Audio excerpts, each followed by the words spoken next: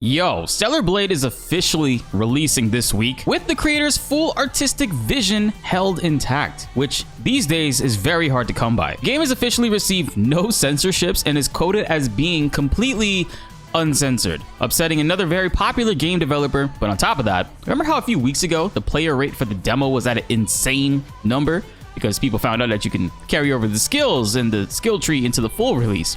Well, apparently one player has spent 60 hours and they've maxed out Eve's skill tree before the game has even dropped.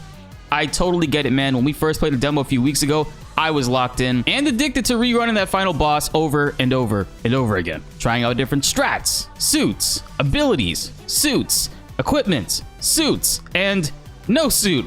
Especially after enhancing the parry window, I am sold on the combat, and we'll be playing this regularly and making content on it. I mean, as a cheek connoisseur, it's only natural, right? So hit the subscribe button and notification bell so you can help raise that 38% even higher, and so you don't miss out on any of those updates, because we're gonna be making a lot of content on this. The combat is very fun. The gameplay loop is pretty addicting. I'm excited to run some challenge runs with you all. Now, with that being said, let's get into this video. EA Japan executive criticizes Japanese ratings board for allowing Stellar Blade to be uncensored, but they banned Dead Space.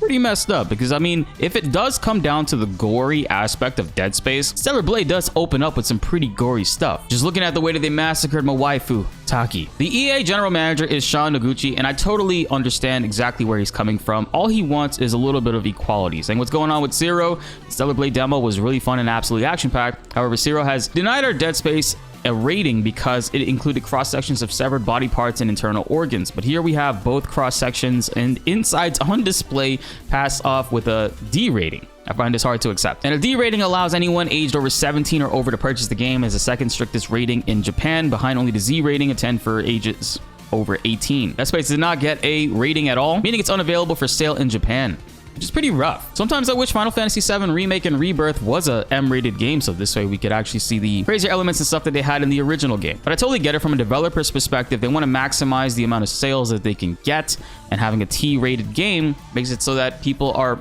able to get it. But they should honestly realize that majority of the Final Fantasy fans are much older. I know their whole thing is trying to get a younger audience in, and that's what Yoshi P said as much for Final Fantasy 16, but 16 was also rated M. So there seems to be a weird disconnect right there. I totally think Final Fantasy 7 would benefit from an M rating, but this video is about Stellar Blade. Now, from what I've played in Stellar Blade so far, seeing all the gore and the way that the limbs can detach and the general dismemberment works is pretty surprising. I wasn't expecting that for this type of game. I know a lot of people are probably looking at this video and talking about the censorship and relating that to specifically Eve and her outfits, but that's not necessarily the biggest concern when it comes down to it. They're talking about like the bloody gore aspect and the reasons why Mortal Kombat isn't allowed in some countries. And so far, the animations at which Eve is executing monsters and also eliminating them, pretty satisfying, man. I know that being in the US, the ratings, while they will limit some people to not being able to play certain games, in my experience, it's never necessarily been a roadblock when it comes to people being able to purchase and play these games, especially the younger audience. I only,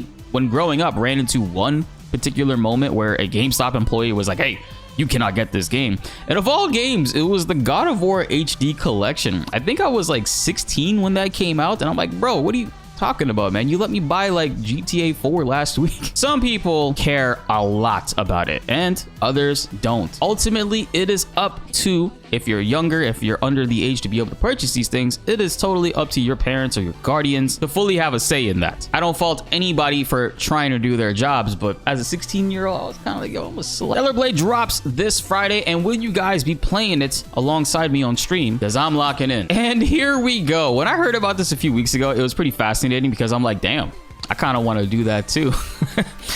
That's why Stellar Blade devs were terrified by demo players. One fan spent about 60 hours maxing Eve's skill tree out before the action RPG is even out. Shout outs to Games Radar for this article. I do recall the devs saying that they were a bit scared by diehard fans who've already poured dozens of hours into the demo. We saw that mentioned on social media.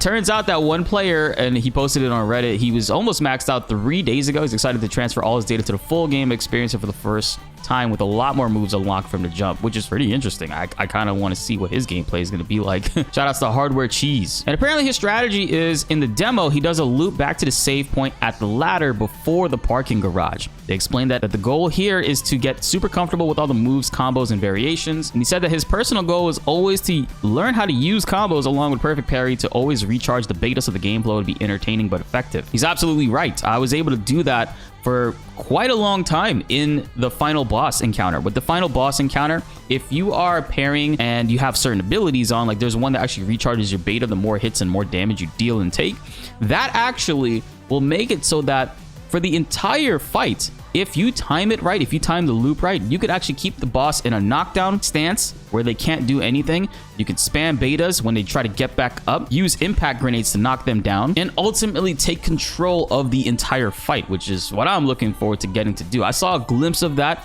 with that boss fight, and I believe it is extremely possible, but obviously you do need to get more abilities to do that. This is pretty cool. I love the dedication that a lot of players are going for this game, and I'm gonna go in raw, just like Eve with her skin suit. We're gonna grind it out and get good. At first, I could totally see why some people might have felt a little bit uneasy with the combats, is if the parry window was a little bit tricky to get the timing down. But once I upgraded it, it immediately felt better. And then on top of that, you can get an exosuit, I recall, that could increase the parry windows even further, which is, in my opinion, very, very important, especially if you're trying to get like the grasp on the game.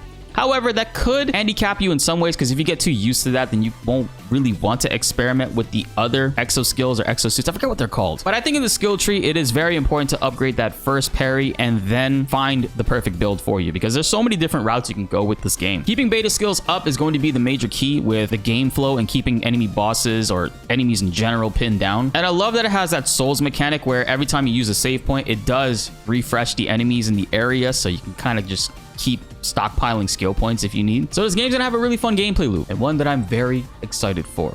I want to hear what you guys think. Are you guys gonna be playing Stellar Blade this Friday? Comment below. Let's get a discussion going. Be sure to like the video if you enjoyed, and subscribe if you are new. More Stellar Blade videos are on the way, and you don't want to miss them. My name is BltzZ, and thanks for watching. It is 12 o'clock at night, and I just got an update saying that YouTube age restricted our Stellar Blade video, which unfortunately took it completely out of the algorithm. So I did go ahead and censored all the parts, I guess, that they had an issue with. And I realized I made that video less than 8 minutes long, and I also did forget to put music in it.